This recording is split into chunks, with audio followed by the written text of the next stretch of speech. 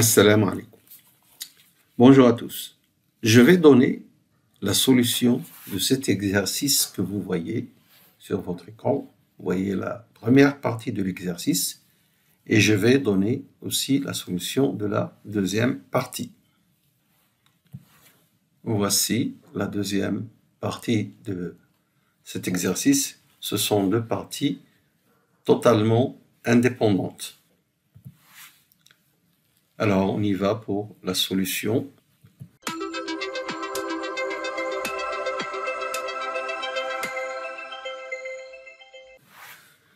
Dans cette première partie, nous avons un exercice sur l'espace de Hilbert L2, des suites de nombres complexes de carrés sommables, c'est-à-dire la somme des modules de xk au carré converge, muni du produit scalaire usuel défini ainsi pour deux suites x et y. Voici le produit scalaire.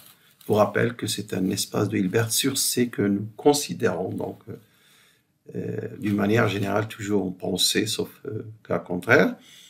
La base hilbertienne canonique de cet espace, c'est la base définie ainsi avec les En. Chaque En est une suite. Évidemment, En est la suite de rang dont tous les termes sont nuls, sauf celui qui se trouve au rang petit n qui vaut 1. Alors, on définit l'ensemble V ainsi. V, ce sont les éléments de L2 qui vérifient x1 plus x2 égale 0, x2 plus x3 égale 0. Évidemment, les xk sont les composantes de ce vecteur x dans la base hilbertienne. Si vous voulez, c'est la suite xk tout court. Alors, montrer que cet espace, que cet ensemble est en fait un sous-espace vectoriel fermé de L2. Alors, pour répondre à cette question, je vais donner une solution d'analyse fonctionnelle. Je ne vais pas utiliser une solution algébrique pour montrer que c'est un sous-espace vectoriel, ni une solution topologique pour montrer qu'il est fermé. Alors, pour cela, nous allons considérer des formes linéaires.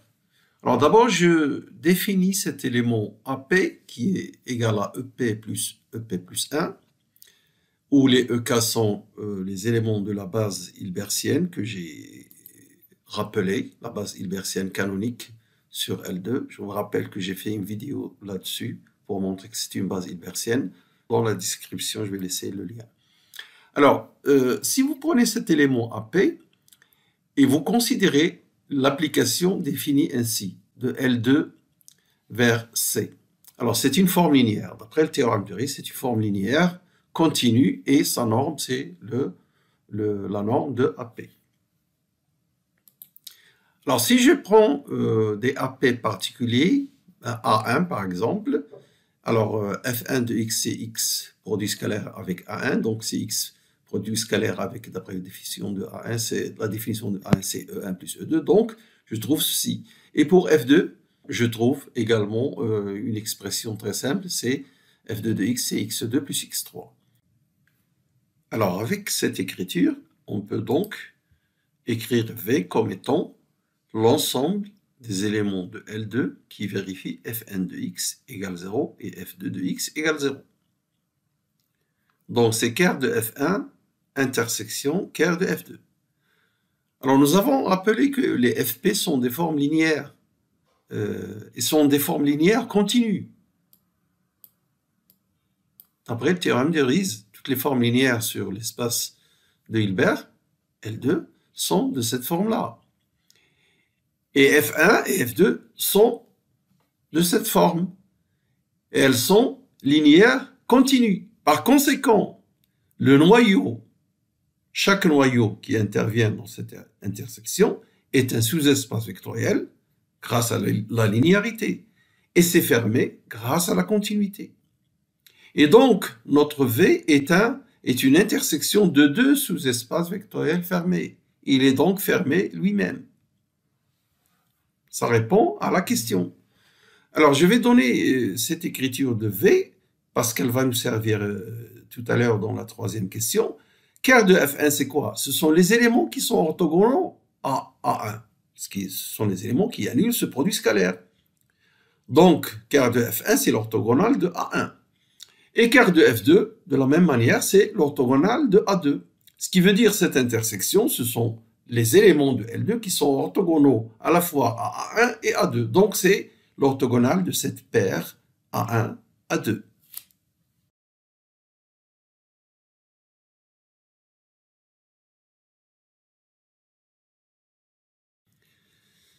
Voilà, donc cette question est résolue. L'espace V est un sous-espace vectoriel fermé comme intersection de deux noyaux de forme linéaire continue. Maintenant, on nous demande de trouver une base hilbertienne de l'espace vectoriel V.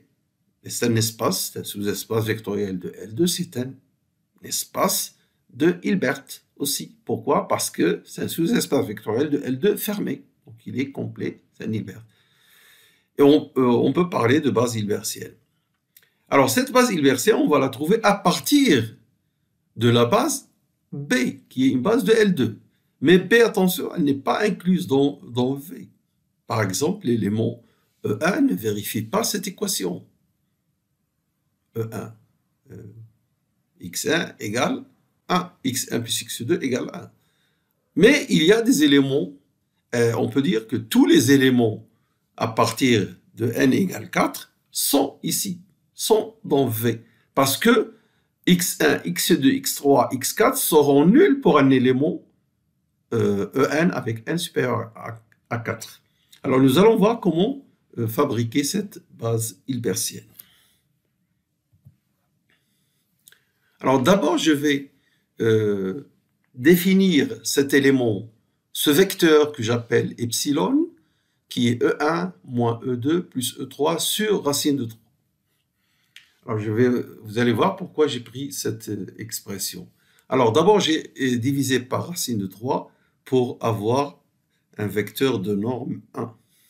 Parce que ici, la norme du numérateur, ce vecteur-là, sa norme, c'est racine de 1 plus 1 plus 1, racine de 3. Quand vous divisez le vecteur par racine de 3, vous obtenez un vecteur de norme 1. Alors maintenant, comme je viens de vous rappeler, les EK pour K supérieur à 4 sont des éléments de V. Et si j'ajoute cet élément, il est un élément de V. D'ailleurs, il est fabriqué comme ça, exprès, pour appartenir à V. Alors maintenant, cette famille, elle est orthonormale. Qu'est-ce que ça veut dire orthonormale? Ça veut dire qu'elle est orthogonale et tout vecteur de cette famille est de norme 1. Pour les EK pour K supérieur à 4, on sait déjà qu'ils sont des vecteurs de norme 1 et qui sont orthogonaux entre 2 à 2. Et si vous leur ajoutez epsilon, où il est fabriqué avec des EK qui n'appartiennent pas pour K supérieur à 4, donc ils sont epsilon et orthogonal à tous les termes EK pour K supérieur à 4. Et il est de norme 1 comme on l'a construit. Donc c'est une famille orthonormale. Alors qu'est-ce qu'on va faire de cette famille? Alors regardez d'abord si vous prenez un élément X dans L2 quelconque. Alors il s'exprime dans la base hilbertienne de cette forme. Alors ça c'est le cours. X est égal à sigma des produits scalaires de X avec EK que multiplient les EK. Ça c'est parce que B, la famille des EK que j'ai noté B, est une base hilbertienne. Et le X produit scalaire avec EK, évidemment, si vous utilisez la définition du produit scalaire, vous trouvez XK. Donc, tout X s'exprime de cette façon. Alors, je vous rappelle que dans le cours, j'ai parlé des bases hilbertiennes, et même avec un cardinal, pas forcément égal au cardinal de n. Donc, c'est-à-dire pas des familles dénombrables. Dans le cas où nous sommes là, c'est une famille dénombrable, et le cas, donc ça c'est une somme de séries, et non pas une somme de familles. Alors donc c'est une série convergente. Bon, alors je vais maintenant continuer pour caractériser. Là, ça c'est un élément X de L2. Comment caractériser les éléments de V? Allons-y pour voir. Alors un élément de V, qu'est-ce qui change? c'est que le premier x1 plus x2 égale 0. Donc vous avez x2 égale moins x1, je l'écris ici. Et vous avez x2 plus x3 égale 0. Ajoutez à x1 plus x2 égale 0, vous trouvez x1 égale x3. Donc voilà, un élément de V se distingue juste par ces trois premiers termes qui ont les composantes de la forme lambda moins lambda lambda. Et pour les autres, aucune contrainte sur les... Alors là, je devrais écrire xk, j'ai écrit ek, donc je vais corriger ça tout de suite. Alors je reprends donc comment caractériser les éléments de V. Ce sont les éléments, comme je viens de dire, de cette forme pour les premiers termes, c'est-à-dire les composantes sur les trois éléments de la base P. Hein, donc les composants sont de la forme lambda moins lambda plus lambda. Pour le reste, inchangé, sigma de xk, ek. Où les xk, évidemment, ce sont les composantes de la suite. Bon, alors, cette expression-là, vous factorisez racine 3 x1.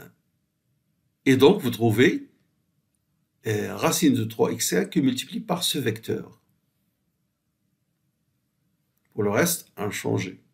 Donc, nous avons tout élément de V s'exprime et caractérisé de cette forme.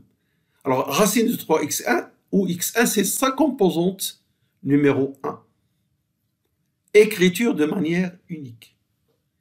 Nous avons dit que le S est une famille orthonormale.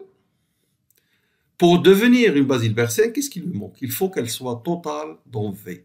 Totale, qu'est-ce que ça veut dire? Ça veut dire que le sous-espace vectoriel engendré par cette famille, qui est bien sûr un sous-espace vectoriel de V, parce que tous ces éléments sont dans V, il faut que ce sous-espace vectoriel engendré par cette famille soit dense dans V. Or, cette écriture montre qu'il est dense, parce que là, vous voyez que X est une limite de l'espace vectoriel de S. Ça, c'est une limite. Si vous prenez les sommes partielles, la somme partielle de cette série, c'est une suite. Si vous prenez la somme partielle, vous lui donnez un nom sigma n par exemple, c'est sigma, c'est cet élément plus sigma de k égale 4 jusqu'à petit n de cette expression. Cette suite sigma n converge vers x. Donc x est une limite d'éléments du sous-espace engendré par S. Et ainsi, elle est totale. La seule alors on peut vérifier facilement que racine 3x1, vous faites un petit calcul, ça marche, est égal au produit scalaire de x avec epsilon. Cette écriture, pour elle seule, signifie que x est une base hilbertienne. Évidemment, plus l'orthonormalité de S que nous avons vérifié très simplement. Alors, pour avoir des connaissances amples sur ce sujet des bases hilbertiennes, revenez au cours sur les espaces de Hilbert que j'ai fait sur cette chaîne et que je laisse comme lien dans toute cette série d'exercices, les trois parties solutions de cet examen dont nous parlons ici. Parce que, rappelez-vous, ça c'est le sujet d'un examen de master 2011-2012. Donc, je vous laisse le lien pour voir cette notion de base hilbertienne.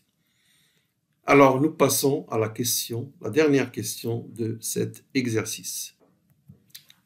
La question A2, nous l'avons faite. Maintenant, les questions A3, déterminer l'orthogonale de V. Alors, V, il est ainsi défini. Nous allons chercher son orthogonale et trouver sa dimension. Alors, avant de répondre à cette question, je voudrais vous rappeler deux résultats du cours dont je vous parlais tout à l'heure, qui sera donné dans la description, le cours sur les espaces de Hilbert.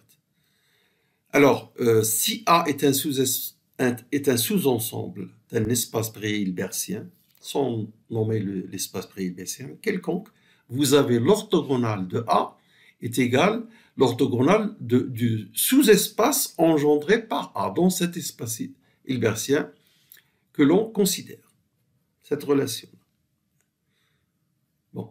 Et je vous rappelle aussi que l'orthogonale d'un ensemble, quel qu'il soit, l'orthogonale d'un sous-ensemble est toujours un sous-espace vectoriel, fermé même. Deuxième propriété, si f est un sous-espace vectoriel d'un espace de Hilbert, notez bien, un espace de Hilbert, alors l'orthogonale de f, et notez bien que c'est un sous-espace vectoriel dans un Hilbert. L'orthogonale de f est égale à la fermeture de f. Alors ça, nous allons utiliser ces deux propriétés. Alors, vectoriel de A, évidemment, je vous ai parlé de sa définition, c'est le sous-espace vectoriel engendré par A. Parfois, on le note comme ça. Parfois, on peut le noter comme ça. Mais je préfère ne pas mettre cette notation parce que je vais utiliser un ensemble A égale à une paire A1, A2 pour ne pas confondre avec le produit scalaire. Donc, il est préférable de le noter comme ça. Alors, regardons maintenant la solution. Alors, tout à l'heure, je vous ai montré que V, et je vous ai expliqué que V est l'orthogonale de A1, A2. Je vais peut-être revenir en arrière pour rappeler ça. Voilà, lorsqu'on a explicité la définition de V, nous avons trouvé que c'était une intersection d'un noyau et nous avons expliqué pourquoi il est égal à ça. Alors, V est égal à l'orthogonale de cette paire A1, A2. Bon, je vais utiliser ce résultat. Et le résultat, les deux résultats qui sont dans cette proposition. Mais attention, alors j'ai vu ça dans des copies. Lorsqu'on avait est égal à l'orthogonale d'une paire, certains alors, qu'est-ce qu'ils font? V orthogonale, c'est l'orthogonale de A1, A2. Et ils utilisent maladroitement ce résultat pour dire, alors, c'est donc égal à A1, A2. Parce que A1, A2 est fermé. Mais attention, A1, A2, cette paire n'est pas un sous-espace vectoriel. Ceci marche pour un sous-espace vectoriel. Donc, le résultat serait trouvé V égale à V orthogonale qui est, comme je viens de vous le rappeler tout à l'heure, l'orthogonale est toujours un sous-espace vectoriel, vous trouvez qu'il est égal à une paire de deux éléments, qui n'est pas un espace vectoriel. Il ne contient même pas l'élément neutre dans ce cas-là. Mais un espace vectoriel O est toujours un ensemble infini. Lorsque vous avez au moins un de ces éléments est non nul, parce que les lambda A1, par exemple, c'est toute une droite vectorielle inclue dans V. Donc, ceci ne marche pas. Alors, qu'est-ce qui fait défaut? C'est utiliser ce résultat avec F égale à une paire, ce qu'il faut. F n'est pas, dans ce cas-là, ceci n'est pas un espace vectoriel. Alors, qu'est-ce qu'il faut faire? Il faut passer par cette étape. Cette orthogonale est aussi l'orthogonale du sous-espace vectoriel engendré par A1, A2. Alors, à ce moment-là, vous pouvez utiliser ce résultat parce que ceci, le vectoriel, sans l'orthogonale, est un sous-espace vectoriel de L2, qui est un Hilbert. Maintenant, vous avez V égale à ça. Si je fais l'orthogonale une deuxième fois, je trouve V orthogonale est égal à l'orthogonale de cet espace-là, qui va jouer le rôle de F ici. Et donc, il va être égal à sa fermeture. Or, ça, c'est un espace de dimension inférieure à 2, parce qu'il est engendré par deux éléments. Et je peux vous dire tout de suite qu'il est de dimension 2. Pourquoi? Parce que A1, A2, c'est quoi A1, A2? A1, c'est E1 plus E2. Les éléments de la base hilbertienne. A2, c'est E2 plus E3. Ce système, A1, A2 est libre. Vous pouvez le faire comme exercice facilement. E1 plus E2, virgule, E2 plus E3 est une famille libre de deux éléments. Donc la dimension égale à 2. Donc nous avons maintenant trouvé explicitement l'orthogonale d'un V et c'est un espace vectoriel de dimension 2. L'orthogonale ne peut pas être une paire. Une paire, ce n'est pas un espace vectoriel. Voilà donc, on a terminé cet exercice puisque je vous ai donné l'expression explicite de V orthogonale et sa dimension. Il vous reste juste à vérifier que A et A2 sont linéairement indépendants. Ça, c'est un exercice facile que je vous laisse. Alors voilà, ce sera tout pour aujourd'hui. Je m'excuse de ne pas avoir donné la partie B de cet exercice numéro 3, que je vais donner très prochainement, très rapidement même. Et puis voilà, merci de votre attention et de votre fidélité.